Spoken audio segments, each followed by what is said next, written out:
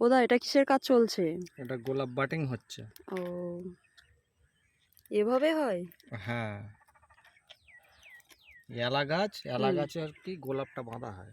ও আচ্ছা। এলা গাছ প্রথমে আমি চিড়ে নিলাম, হুম।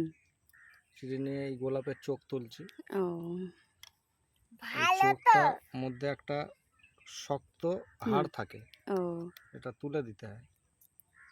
তুলে দিয়ে এই হুম। চোখটা নিলাম, হুম। নিয়ে এই এলার মধ্যে চোখটা বসানো হচ্ছে। ও এই এবার এখান থেকে গোলাপ গাছ উঠবে। ও যখন গোলাপ গাছটা উঠবে হুম। তখন এখান থেকে এলা গাছটাকে কেটে ফেলা হবে, ও তখন গোলাপটাই হবে। তাহলে দেখো একটা গোলাপ গাছের পিছনে কতটা পরিশ্রম আছে এর মধ্যে। এই গোলাপটা এবছর বাঁধছি শীতকালে, হুম। এটা মাঘ মাস, হুম। সামনের শীতকালে বিক্রি হবে এই গোলাপটা। ও